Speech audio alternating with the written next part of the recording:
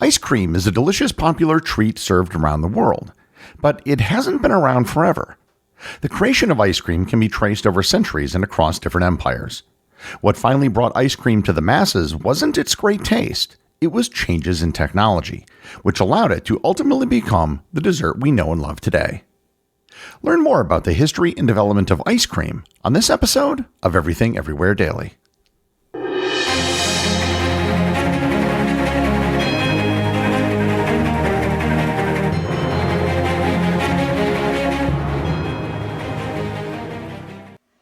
This episode is sponsored by Mint Mobile. Everybody knows someone who insists on doing things the hard way. There's a friend who keeps paying for a subscription they forgot they had, or the one refusing to update their phone just because it still works. Mint Mobile exists purely to fix that problem. You get the same coverage, same speed, just without the inflated price tag. That's why I recommend Mint Mobile. For a limited time, get 50% off 3, 6, or 12-month plans of unlimited premium wireless. Ready to stop paying more than you have to? New customers can make the switch today and for a limited time get unlimited premium wireless for just $15 a month. Switch now at mintmobile.com/EED. That's mintmobile.com/EED. Upfront payment of $45 for 3 months, $90 for 6 months, or $180 for 12-month plan required. $15 a month equivalent. Taxes and fees extra. Initial plan term only. Over 50 gigabytes may slow when network is busy. Capable device required. Availability, speed, and coverage varies. Additional terms apply. See mintmobile.com. This episode is sponsored by Quince.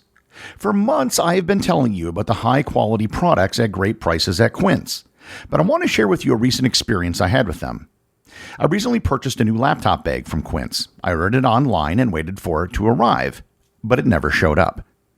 It turns out the Postal Service lost it. Not Quince's fault, but I went to their website to report it.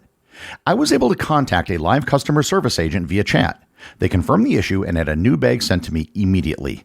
The entire process took about a minute. No hoops to jump through and no waiting. Quince works directly with top factories and cuts out the middleman, so you're not paying for brand markup, just quality clothing. And they also happen to have amazing customer service. Refresh your wardrobe with Quince. Go to quince.com/daily for free shipping on your order and 365-day returns. Now available in Canada too. That's QUINCE.com/daily. Free shipping and 365-day returns. Quince.com/daily.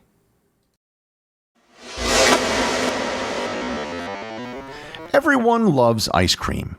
And if you think you don't like ice cream, you're probably suffering from some sort of memory implant or something else because everyone loves ice cream. While we all know what ice cream is, most people would have a hard time explaining exactly what it is or how it's made. So, what exactly is ice cream? Ice cream is usually made from cream or milk and flavored with a sweetener, such as sugar, cocoa, or vanilla, or with fruit. It's made by cooling the concoction to below the freezing point of water and stirring. By completing these steps, a smooth, quasi-solid foam is created. At lower temperatures, this foam hardens. At warmer temperatures, it has a lower viscosity and can revert to a liquid. The scientific basis for this is colloidal emulsion, or a combination of two or more liquids in which one liquid is dispersed as tiny droplets in another. This combination is stabilized by another agent used to make the ice cream. Ice cream can be served in any number of ways. It can be placed in dishes and served with utensils. It can be eaten as finger food in edible cones, or it can even be part of other desserts, such as floats and milkshakes. Other popular desserts are similar to ice cream but are not quite the same. The best known example of this is the Italian version, gelato. Gelato differs from ice cream because it's a frozen custard. The main difference between custard and ice cream is how they're made. The custard recipe involves adding small amounts of egg yolk and air into the base, giving the treat a smoother texture. Despite this difference, it's often mistaken for ice cream. Another similar concoction is frozen yogurt, or froyo. The main difference is that frozen yogurt uses yogurt as the product's base. So, where exactly did ice cream come from? The origin of ice cream can be traced back further than you might think. There's no specific date or inventor for ice cream, but there have been many variations of iced or frozen drinks and snacks that can help us understand how it may have developed over time. Ice beverages and desserts have existed for centuries, with origins dating back to 4000 BC in Mesopotamia. During this time, nobles built ice houses along the Euphrates River to help battle the brutal summer heat. The ice came from snow and ice collected during the winter from nearby mountains, rivers, or highland areas, and was transported to the ice houses for storage.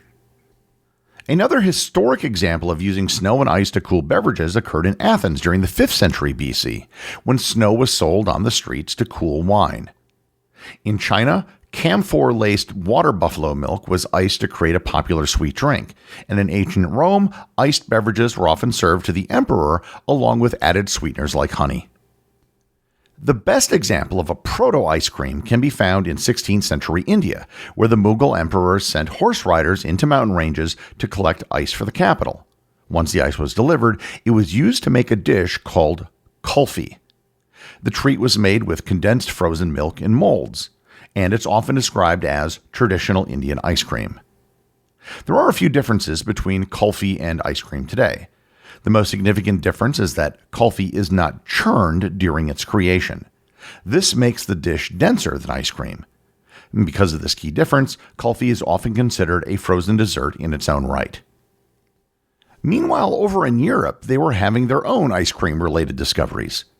Europeans wrote about a cooling effect caused when ice mixed with salt. The effect was later used to make dishes such as sorbet and ice cream, and much later it would be better understood as the endothermic effect.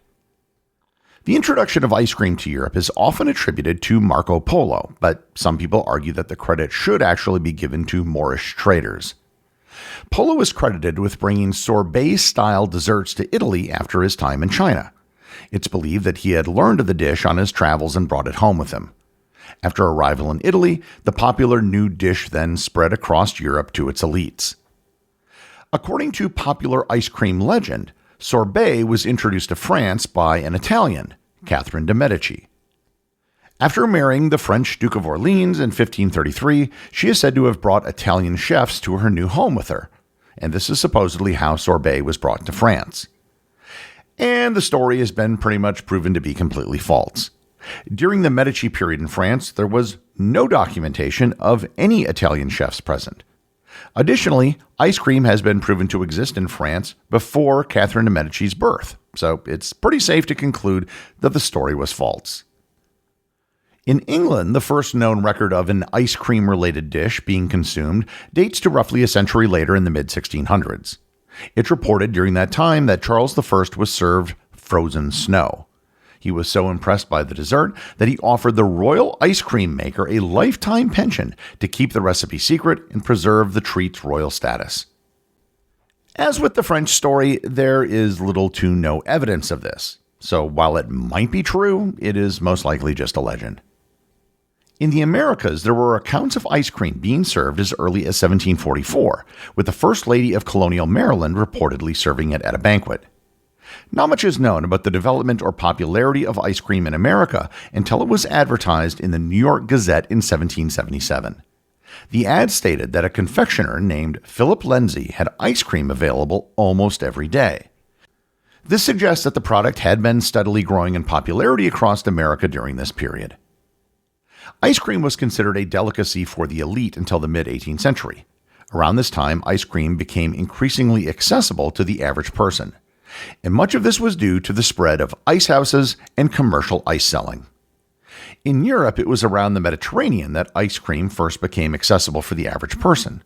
However, for the rest of the continent, it took a bit longer.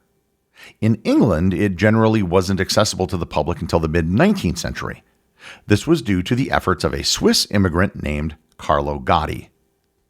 Gotti had set up a stand outside the Charing Cross train station in 1851. At this location, he sold ice cream scoops for 1 penny each. This was revolutionary for those who wanted ice cream because until his stand, you could only get the treat at an ice house, which you needed to have access to. Gotti had gotten around this by building his own ice well that he had cut within the Regent's Canal.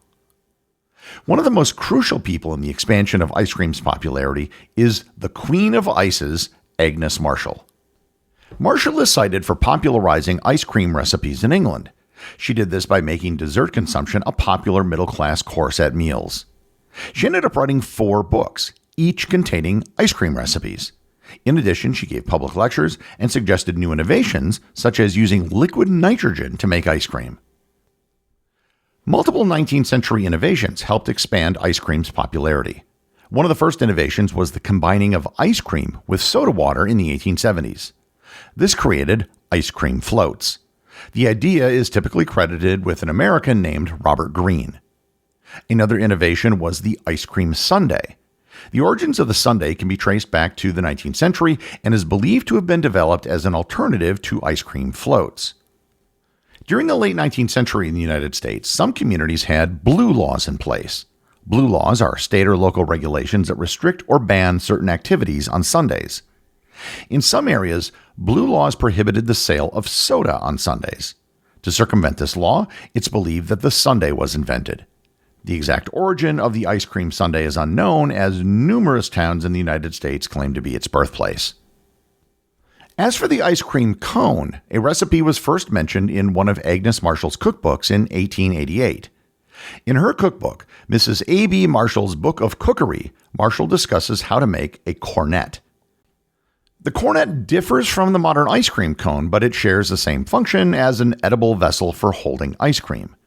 The cornet was made of almond and baked in an oven, and it later became popularized after the St. Louis World's Fair of 1904.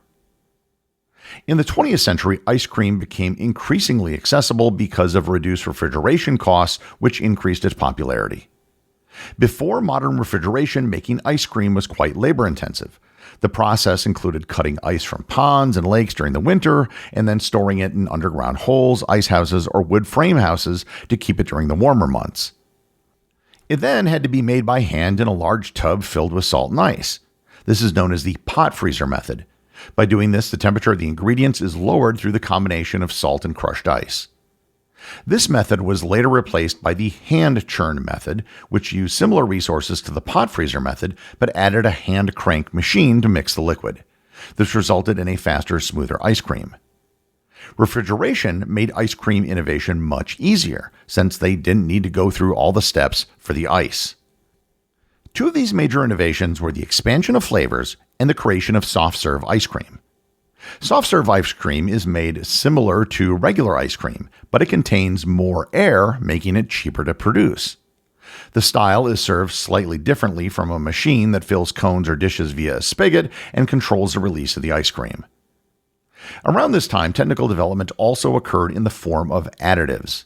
The most notable of these are gluten stabilizing agents. This helped prevent ice cream from degrading by protecting it from aging. Today, ice cream can be mass-produced, making it a popular treat sold around the world. It can be purchased in cartons at shops or at specialty ice cream stores. As of the mid-2020s, the global ice cream market is a major food and beverage segment valued at roughly $105 to $125 billion annually, and projected to grow to $140 to $200 billion by the 2030s, depending on the report and growth assumptions. In the United States, the domestic ice cream market alone generates about $20 to $22 billion per year, with continued moderate growth projected over the coming decade. Ice cream has become a permanent part of the cuisine in almost every country in the world, and for good reason, because ice cream is awesome and everybody likes it. And that is why there is a great deal of truth to the old saying, I scream, you scream, we all scream for ice cream.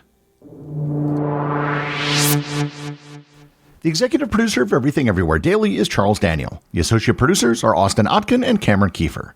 Research and writing for this episode was provided by Olivia Ash. My big thanks go to everyone who supports the show over on Patreon. Your support helps make this podcast possible. And I also want to remind everyone about the community groups on Facebook and Discord. This is where everything happens that's outside of the show. As always, if you leave a review on any major podcast app or in the above community groups, you too can have it read on the show.